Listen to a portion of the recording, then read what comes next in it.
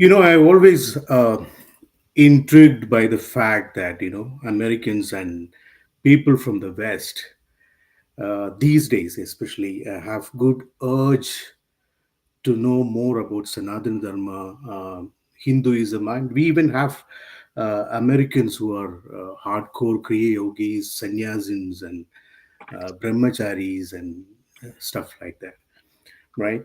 So it always amazed me. So with that said, we have today our great Steve Maiden with me. He's a life coach. He's a Kriya yogi. He's a motivational speaker, etc., etc. So, Steve, Yeah. I'm honored to have you into my podcast. So, would you just help our audience know a little bit about yourself, please? Yeah. So my name is Steve Mayeda, and I work as a life coach and all these different things, which mainly focuses on men in U.S. culture, Western culture, and so on. But also, I'm a Kriya Yoga practitioner through Hmm. Paramahansa Pragyananda, and I've been doing that for 2.5 years or so. And it's been a huge impact, and it's rounded a lot of things out, as well as many other things that I do. But yeah, I'm happy to be here. Thanks for asking me. Okay. So, coming, you said you're a Kriya yogi, right? So, even I have Mhm. also got initiated into the same lineage here in Texas. Um, can you just little bit elaborate on what made you come into the Kriya Yoga, and what are the changes which you had in terms of your personal life, your professional life, and your the entire personality altogether? Well, it's interesting because Kriya Yoga and how I learned it and how I was initiated in that certain lineage is probably one of the most important spiritual paths that I have. But how I got involved in it's quite a long story, but I'll try and brush through it. Mhm. So there was a yogi that I had worked with in a completely different aspect of spirituality and psychology and so on. And her name was Joe Todd. And Joe Todd Mhm. put me in touch with this lady, Barbara. And I worked with Joe for years. Mhm. I had met this lady, Barbara, and she kept talking about meditation, and she's a Reiki master. She did Reiki on me. From that point on, I never stopped meditating. So before I was initiated in Kriya, I had started about 6 months of daily meditation just off of a simple pranayama that she gave me. Mhm. And things really started to move like crazy. And this was during COVID. There was an initiation that took place, I think, in October of 2020. And for some reason, I couldn't make it. And I just thought I'd make the next one. And then it was delayed all the way Mhm. until March. Or no, this is 2021 until March 2022, which is when I got initiated. So from sometime in September of 2022 or 2021, I'm getting all mixed up, all the way till March, I was meditating basically under Mhm. Barbara's guidance. And she just kept saying, you've got to do Kriya Yoga, you got to do Kriya Yoga, and also knowing Joe Todd as well. So Mhm. when I got initiated, it was really, really interesting because I expected this big, huge thing to happen. And it Mhm. was subtle. It's hard to explain. It was subtle, it was clean, it was just normal. But from that point on, meditating for me took off. Okay. And I never stopped. And, I would go uh, hours sometimes of taking more time with the Mhm. different practices that were taught and all that sort of stuff, but every day for an hour or so. Ever since then I started. Mhm. Now, how that changed, I think a lot of people look at spirituality, especially in through uh, American filter or US filter, of that it's supposed to get you all these things that are culture values, which oftentimes is status or power or these types of things. And Mhm. my story of in practicing Kriya Yoga is not any of that. It is really simple. It's just the simple aspect of being able to no longer need faith in a higher power or something, but direct contact with it. And I once heard another Kriya Yogi describe, I don't need faith that this exists, because faith means I need to believe, this little credit card holder, that I have to talk myself into it. I have to know more, and there's a big jump. And after practicing, especially after being initiated, there was an absolute knowing that there was more to me and the world. And if there was going to be faith, it would be that this path and this practice would have me understand more of these things. And so it was really, really profound. And it absolutely changed my life in those ways. In terms of money or profession and those types of things, you could say it would help. But those aren't necessarily, in my opinion, expressions or guarantees or even the right motives, at least for me, to follow a spiritual path. I like the way when you said it is beyond faith, because that means that it is you have gone very deep into Kriya Yoga. That's when you feel that kind of feeling Yeah, where let's this. hope. Yeah. So you have a daily habit of doing Kriya Yoga, or just once in a while, or something like that? Well, so daily I do it, and after seeing Pragyananda last time, I started doing it 2 to 3 times a day, but really it's 2. So Okay. it's about 2 hours a day now. And then before that, it was anywhere from 45 minutes to an hour and a half daily for, the 2 years or so that I practiced before I last saw Pragyananda. All right. Interesting. So, how it transformed your professional life, or the profession what you do? I'm just coming into your career thing next. So, before that, let's bridge between. So, how Kriya has transformed you in that way, in a material way? Sure. So again, I don't really look at it as a material practice. However, I will say Hmm. this. I work with, I guess you could say, like, very neglected and negated trauma from males in our culture. And a lot of times when I bring that up, people say, well, what do they have to worry about, and so on.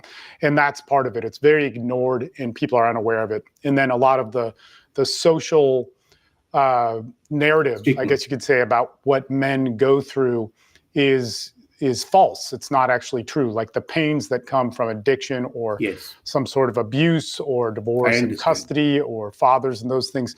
There's a lot of misinformation, in my opinion, about that, and I deal with it Hmm. hands on. And by hands on, I'm there when people are begging for their lives and end up dying. I'm there for people who want to kill themselves and Depression, help them or out with their mental health issues and get them in front of the right practitioners, but also like daily check-in with them.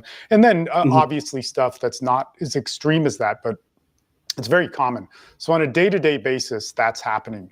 And in order to get to what true compassion is, or caring, Kriya Yoga revolutionized all of that in so many ways, because it allowed me to take on, and by take on, I mean like be around, be in front of, work with tangibly a lot of different types of really bad stuff that happens in our culture. Again, that seems to be ignored, and to be right there in front of it and walk with people on it.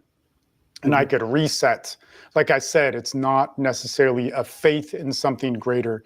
It was a knowing that I could get back to almost at will, hit a position, or even do something like fold my tongue, or just go into a state, drop into a state very quickly. And from there, be able to reset on what the true perspective is and what the soul's journey is. And, when you're dealing with somebody who has an extreme problem, they're not going to want to hear about that. And they're not going to want to, touch upon that. But that was something that was so fundamental that changed after I started practicing, that I could drop into at will. I don't want to say I'm perfect, and I don't want to say like, things don't become overwhelming, but I will 100% say, if I need to shift my state in an instant and in multiple variables of the human experiences problems that I've had in the last 2.5 years, I can get into it. It's not going to immediately give me, something that I need in terms of, money or change a problem that just happened or reverse a car accident or anything like that. But it will immediately shift my perspective into a bird's eye view of what the overall picture is. Exactly. And right, yeah. So it's just like balance it out, right? It just gives you that maturity and all this kind of thing to Yeah, and an handle. awareness of love and compassion and caring Hmm. and unity and oneness and all these things, which our Hmm. world kind of lives in a way outside of those things in many, many ways. And especially Okay. when you're dealing with deep problems from people. Uh, the problem and even the solution, the direct solution, like what needs to happen right now, Hmm. is not necessarily going to be just we're all one. Everybody loves to say that and hear Yeah. that, but it might be you need to do this, that, and get in front of this person and get into this hospital or whatever Hmm. it is. And then I need to get back to the oneness to know that the overall guiding process Hmm. is going there if the person chooses that in the long run. Interesting. That's, I think you are on a very higher level in terms of spirituality, your Let's experience. hope. That's the kind of thought process which I could absorb from you on that. Anyway, good luck with that, Steve. Okay, coming to your coming to your the what you do, the kind of life coaching what you do. Can you just a little bit tell me about that, so that then I can just go into other areas of what you do and Sure. Yeah. So there's many different things, and basically what I tell people, and it's Mhm. very hard to advertise in a broad way. I would need multiple, channels of broadcasting for that, and that's a whole marketing web that is beyond Sure. my capabilities at the moment. But what the Mhm. reality of what I've done for almost 20 years, 19 years now, is I'll help Mhm. people with relationships. I'll help people with sexual issues. I'll help people with divorce and custody. I will help Mhm. people with men who can't see their kids. I'll help people with addiction issues that are generally pretty extreme. I'll help people with Okay. trauma that could have been linked to abuse or these types of things that happen in our world, and they're more and more common. Mhm. They're more and more common in our culture right now. As you're showing on my YouTube, there's a lot of stuff on divorce and custody, Mhm. but in the reflection of the communities, of the 19 years, 16 of those years, I've had communities that I built. And back then, online communities really weren't too popular. And so, in that Mhm. entire span, there's a ton of different starting points where guys have come to me for help. Mhm. And sadly, people don't like to talk about them. People don't like to talk about men's sexual issues. People want to see it as taboo or filtered through toxic masculinity first, or they don't want to see soldiers in PTSD. We all want Mhm. some politically correct version of how those things are portrayed in Mhm. our society. So, Thank. that's a huge thing. Yeah. Go ahead, sir. Go ahead, sir. Sorry. Yeah, sure. If you get into divorce and custody, there's people that we have especially in the United States and in a lot of first world Western countries, we have a huge Mhm. population of men who really want to see their kids when the cultural narrative is that dads are Mhm. bad and that they're expendable and that kids Mhm. only need a mother. And of course, on the surface, nobody's going to agree to that. But when this is being Mhm. taken away from men and on a huge level, on a massive level, and that the tragedies of court go through in these massive, huge ways consistently over and over again, and it's ignored. We can say that's wrong, but there's not too many people doing anything about it, and it's terrible. Guys who've been successful their entire lives are destroyed in an instant when their family falls apart and they're being attacked by their partner or their ex-partners, families, and so on. Mhm. It's heartbreaking, and Yeah. sadly, we have something about our society has, some people might say, has created this phenomenon where families get ripped apart, which is terrible. But something about our society has also created a consistent version of men that truly and Mhm. deeply care about their kids, and Yeah. they're oftentimes not able to see them. Yeah. Thank God, at least somebody is doing this for men. Even way back in our culture, it's all. I would say I'm not just giving sides here, but it's more women oriented. The Mhm. stuff Yeah. like that, what is going on. Anyway, so it's good that you have that kind of a thing, and there is a lot going on. I understand you are a very busy person, but coming into the next thing, I remember you were saying before that, while before you start the life coaching and all these things, you were in Colombia or somewhere, right? Where Mm. you were with some kind of indigenous kind of tribes who lives in Well, Arhuaco. yeah. So there, that came after life coaching. Before coaching, it Oh, was okay. kind of cool because when I Hmm. started coaching in like Hmm. 2005 and six, there Hmm. weren't digital nomads, or there were, but it didn't really, it wasn't a term, and this was my reality, and Okay. so as I've been doing it a long time of traveling and working on the road and so on, and I'm based out of Austin, Texas, but I also have residency in Colombia as well, the country, Hmm. and yeah, it's very interesting because in order to keep balance, there's a couple of great people that came into my life probably around 2019, before Kriya Yoga, like Joe Todd being one of them, as well as Barbara, as well Hmm. as different people who work in an indigenous community. Well, Hmm. I'll say a northern Native American community in North America, and this would be somebody that is one of my huge and massive mentors, Chief Lex. There's also Chief Mike, and there's tons that I'm probably forgetting. Alfonso, Abuelo Alfonso, and all these different people. And what happened Hmm. is I started traveling to Colombia just to do it and to work someplace different. And it's a Okay. really amazing and beautiful country. And at the same time, this guy, Hmm. Chief Lex, started going there with his wife, Jen, and they were partaking in a Northern Native American ceremony that was held in Colombia through Hmm. somebody named Chief Alfonso, or Abuelo Alfonso, grandfather Alfonso. And Hmm. this started off this crazy chain. So I started working with Chief Lex in North America. I'm doing anipis and sweat lodges with him, which is a great thing to balance and regulate. Very different than Kriya Yoga, but it is a profound and amazing spiritual path working it with him. And what Hmm. happened is eventually, after starting to do stuff with him in North America, him and his wife kept talking about Colombia, and I was like, I was just there. And so eventually I went with them to a Sundance, which I've Hmm. been to in North America as well, but one in South America, Chief Alfonso's Sundance. And there was one of the most amazing things that you could ever find. And I feel odd talking about it publicly, but at some point people will. What Hmm. Abuelo Alfonso did over the last 15 years, and even I would say last 20, was he wanted to bring a Northern Native American ceremony to Colombia, where he's from. Okay.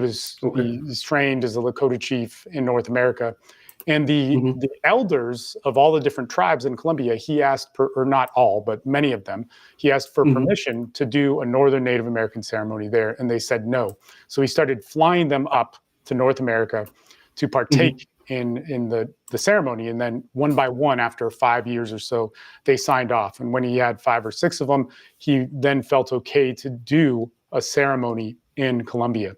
I walked into that, 13 years or so after he had started this. And at that point, if you went to a ceremony that Alfonso had put together, he would have elders from indigenous communities that you would never see sit in what they call a maloca. It's like a giant circular center, and there's a fire, discussing the histories of their tribes in their own language. So it was really crazy.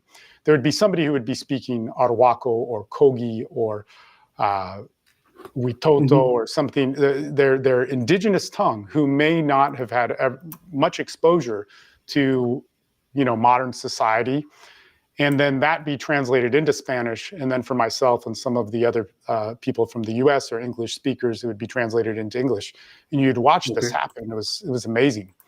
And so Chief Lex and I had made friends with in our Waco elder named Hmm. Major Cesar, which means Elder Caesar, or Caesar the Elder, and he is pretty amazing guy. I remained friends with him and his wife Ramona, who's a great woman. And they have these things, but they call them mochilas, but the Arhuaco word is tutu. Uh, Hmm. it's pretty interesting. I could talk a lot about him, but I'll rush along this story a little bit just for time's sake. Is that over a period of months, Cesar and I remained in contact, and he said that he wanted to bring me to in Mm-hmm. Arhuaco territory, which is very much closed off. In the last maybe 20, you could even argue 40 years, that there's been little bits of exposure trickling out, and they said Mm-hmm. they wanted. He said, "I still don't fully understand it. I feel odd about this," but he said that he had a vision to bring me there, and so he started. And so he took me to a community there, um, and in that community, they had never had a visitor. They had never seen somebody from the U.S. And I kept asking, "Why are you bringing me, and not somebody who's more familiar with Colombian culture?" And his answer was, "Well, we're not Colombian. We're Arhuaco, and so you're the same." And essentially, he was like, "Look, I got this vision. It's not my choice. So you can come if you want." And it's interesting, so the last year in some change, I've been going there and living with the tribe and learning all sorts of different things. And to be Yeah. honest, I still don't understand the full commitment that they're asking me Mm-hmm. towards, but it's Mm-hmm. it's it's pretty crazy. Uh, Steve, if I, go ahead. if I may ask you, you said this Milwaukee's or whoever it is, they are just Mhm. sitting on some kind of a fire ceremony, right? That's quite interesting for me because we in our yogic culture also similar kind of a ceremony is there. That is number one. Number two is like you said, there is they had a vision where uh, you just have to brought into them and do some kind of a transformation, right?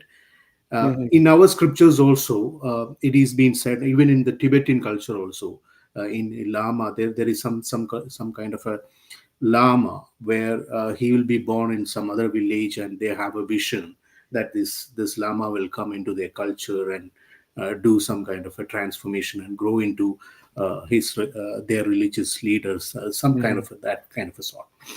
So I'm coming into a major picture where our scriptures uh, says about rishis, our ancient sages who travel across region, and even there are clear evidence in our religious scriptures.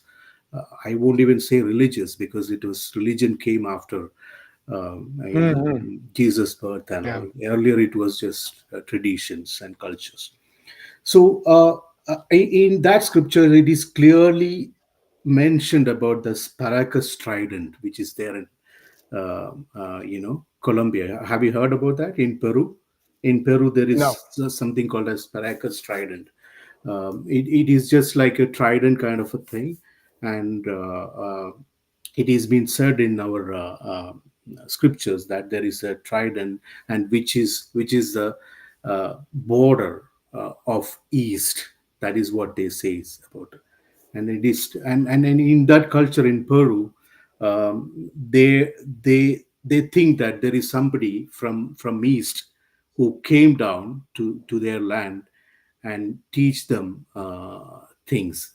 I mean, they say it as like, Mhm. they just civilize them. That is what they say. So Mhm. we believe that it is our one of our sage called Agasthya.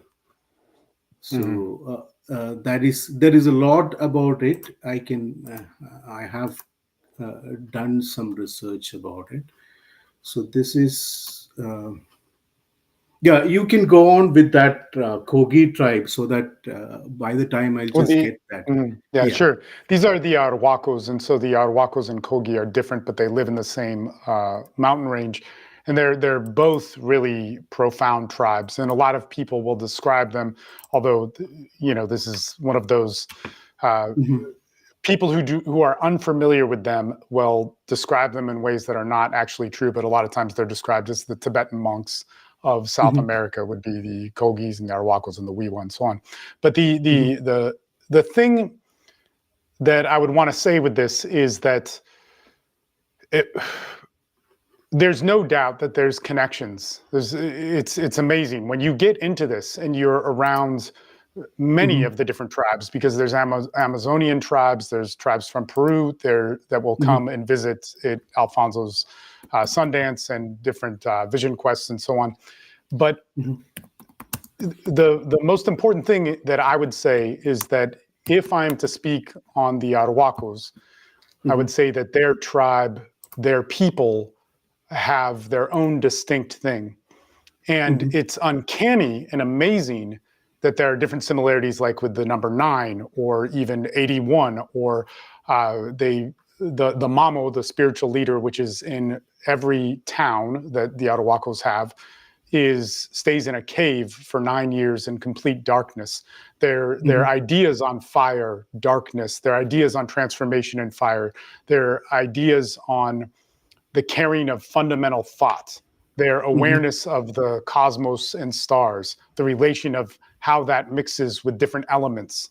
And it is very deep and very philosophical for a people that for hundreds of years, because they're pre-Columbus, they were not conquered by the Spanish, the Kogi, the Arhuacos, the Wiwa, the Kawana. They were all people that were able to retreat to the mountains and maintain their cultures, have a profound philosophy. And in that philosophy, they were able to carry it with just word.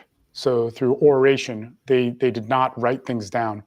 Now, there are arguments for different things that were written perhaps in the mochilas or the tutus and so on. But when you get into that philosophy, it's funny, I have a picture, not with me, but they're holding a picture of Pragyananda because they were so fascinated by him. There's not the same personal boundaries. You have to realize, they are a tribal culture that is completely uninfluenced by anything that we would see as cultural norms. And they were looking through my stuff and they found a Kriya Yoga book, and I think I have it somewhere, but they found this book. And so I oftentimes carry it with me. And then they took out this photo of Pragyananda, and I have a picture of them holding it, which I don't have on hand, but these are actually the kids that lived there. But so they were fascinated by it. And when I told them about it and I pulled out my mala and they were looking at it, and I said, no, this is all around the number 9. And everything with them is that. 9, 18, everything multiplies and divides within that. Well, I don't want to say everything, but there's huge significances with that. And when you get into different philosophies, one of the ones that really blew me away was when they were talking about darkness and what it was, and that darkness was not something that was bad. In fact, the idea that it could be bad just was a foreign concept to them. And that darkness was the formation of thought, and that conception of life happened in darkness. And so new life and new thoughts. And if we were working on a thought, it had to stay in the dark, and it couldn't come out to the light because it needed to fully form. Just like a birth, if it comes out premature, it is not completely formed, and then its life trajectory may be different. And these were their words that I understood them to describe it. And so darkness is a cherished thing, and that's why their spiritual leader will stay from birth often, or before the age of 3 or 4, maybe a little bit later, will go into a cave in complete isolation with just enough light to develop eyesight, but for 9 years. And they will eat a special diet, and then after that, they'll spend another 9 years in isolation, but on the outside of that cave. And these people, if you ever get a chance to meet them, they're called Mamos in both Kogi and in Arhuaco. They are pretty amazing. And so I will. There were times, I think last year, when I was with Mamo Vingama, which is one of the Arhuaco Mamos that I have a relationship with, and then like 2 or 3 days later, I was with Pragyananda, and it's profound. And in fact, that time when I saw Pragyananda last year, I think it's September of 2023, they were breaking down parts of the Bhagavad Gita in a just like 8 lines. They spent like an hour and a half breaking down these 8 lines. And they were talking about similar things that the Arhuacos would talk about as well, in different ways. And one of the amazing things about We do so have many things that. we Yeah, do yeah, yeah, have yeah, similar traditions and all. The yeah. one which you said, like, they go into cave and all, right? So even olden Hmm. times, we used to have our people train into different areas. We call it as 64 kalas or 1008 Mm. kalas and stuff like that, where they will go into some kind of a penance or some kind of a celibacy kind of thing, and they learn Hmm. different things and then come back to the normal life. That is number Yeah. one. And this number two is the number nine, right? That is even in our culture also. It's like, as you look at my URL also, 1008. It's Mm. 1008. Even my phone number, my so we have some Nice. kind of a connection with number nine also, right? Yeah. I'm not getting into because we have a lot of things to discuss on.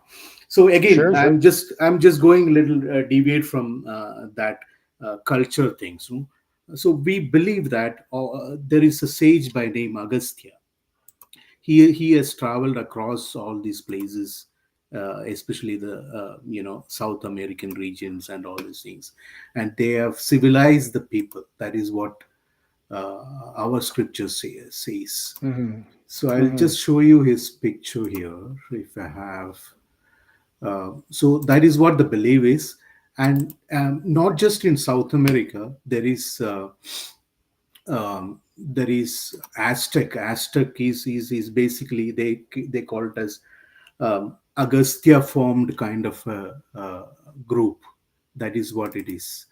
So Hmm. and even they have traces in um, you know modern day Iraq and Greek, all those areas where Anunnakis. If you just look at the Anunnaki picture, it clearly shows. See, this is Agasthya, which I was talking about. He's a saint Mm. who traveled in all these areas, and South America is in the scriptures. It says like that trident, which I was showing. It is a navigation point for people who was just mentioned. For example, Sugriva and in Ramayana scriptures. So Hmm. like that, there is what I was saying is Anunnaki. If you just look at it, it really looks like a Indian rishi. These are Anunnakis. So again, Yeah. in Mexico also there is some belief that there is somebody by name Nagas who just came from uh, east, who just come there and civilize the people and who taught spirituality. Hmm. Spirituality is nothing but yoga. This is what we believe. And I really feel that, see, again, if you just go back to this place where I was talking about the Peru, there is a place called San Agustin. Even the Well, name itself is that's related in to Colombia. Sage Agastya. This is in Colombia. Yeah, What you're that's in looking at. Yeah. Colombia. Uh-huh. San Agustin. Yeah. See, this is almost looks like a Ganesha, you can say, a bird or something, you can say. And there is a Shiva Linga. Um, uh, they have Shivas. This one. Mm. um this is a typical Shiva Linga which they have, Hmm. and that place name is itself is San Agustia. San Augustine, San Augustine. So it is like connecting the dots. If it's exactly says, and it is showing as if what it is mentioned in our Yeah. Well, scriptures. So just this sage. I would like to say something here Yeah. because with Hmm. people that I go to see and people that have opened the doors for me, like Abuelo Alfonso and Chief Mike, Chief Lex, of course, Joe Todd, all these people traveled very Hmm. hard roads to put in front of me so I could walk this walk with the Arhuacos and other tribes from the Kofan and whatnot. But the Arhuacos and I have built more of a relationship. But I'm introduced to all these people who walk these Hmm. very, very difficult roads. And when we have the perspective of just connecting the dots by seeing something and saying that's it and jumping to what it means, this Hmm. does not carry the message of Mamo Vingama, who's cared about his group for all these years and spent a massive spiritual practice that was carried for, let's say Mhm. 1,000 years of a culture that Mhm. was, basically tortured by the Spanish, and some cultures were eradicated by colonization and so on. Missionaries. And and so Missionaries. when we jump and connect the dots, we don't respect the roads of the people Mhm. bringing them together. And I know that's not the Mhm. intention, but I think we need to understand this. Uh, Chief Lex went there as a spiritual calling himself, as a sacrifice and an honor. Abuelo Alfonso built this over years and years and years, and also had connections with many different tribes for probably over 40 years at this point, perhaps even more. He's a yogi as well.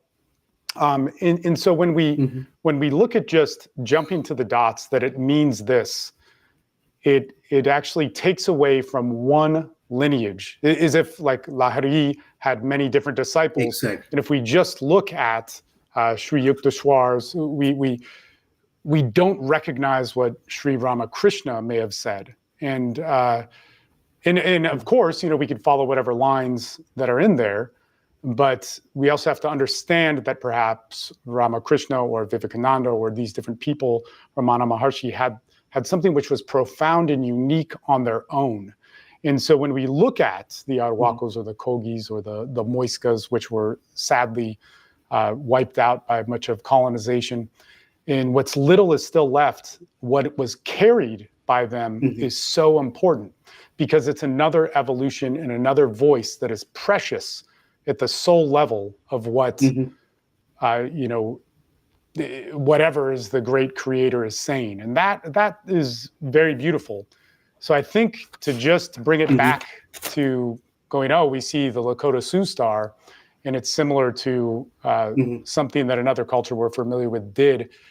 It takes away from that unique voice and that lineage that carried the true meaning and the spiritual practice, the devout spiritual practice from that line. And if we are going to Mhm. know how this is all connected, we would have to look at each line thoroughly and live it and Each respect it. line. You know, that would be my 2 cents on Right. it. Right. Even I feel the same thing. Whichever culture you look into, whether it is Aztec or Anunnaki or any South American, even there is connections to Bali, Indonesia, and all these places. Everything we can connect the dots. But we have a small 30 Yeah, yeah, minutes yeah, podcast which we plan, but we can fly into many areas, in future.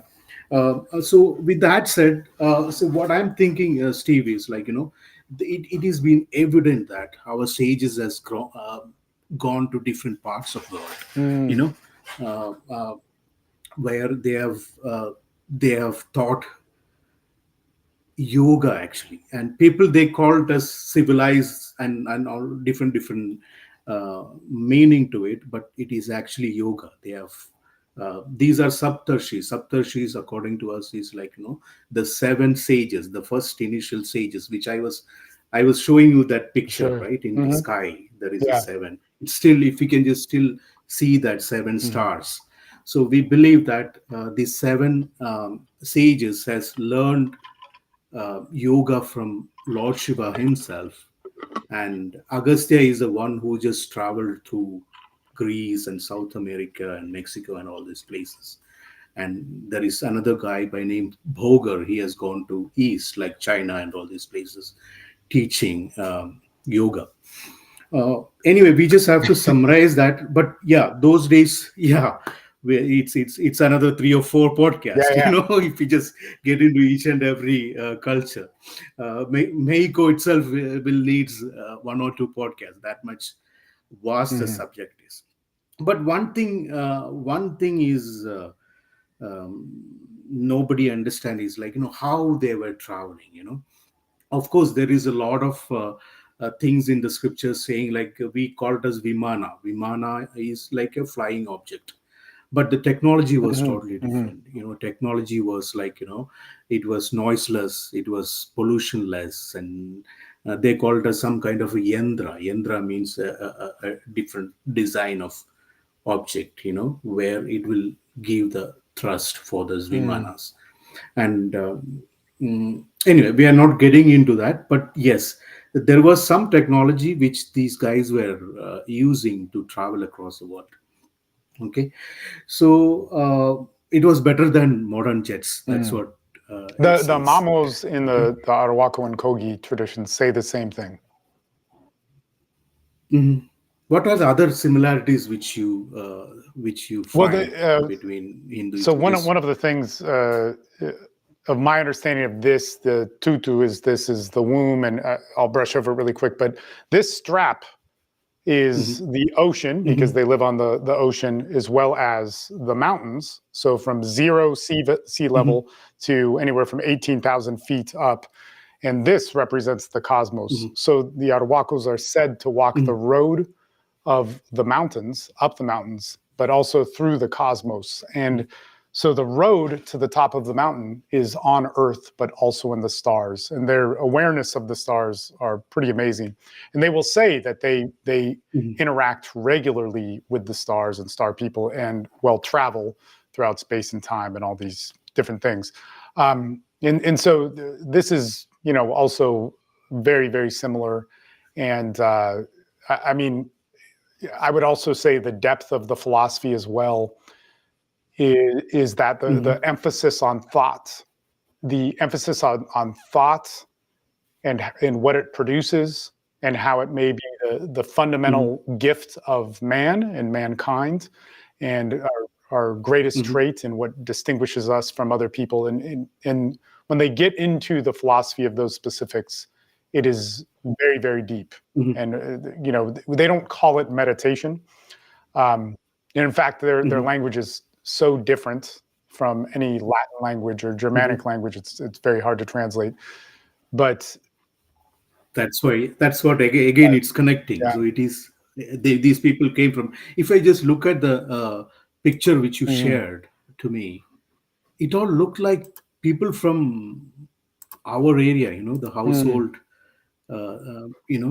They all look like people who are near to our place or native land on all this kind of thing.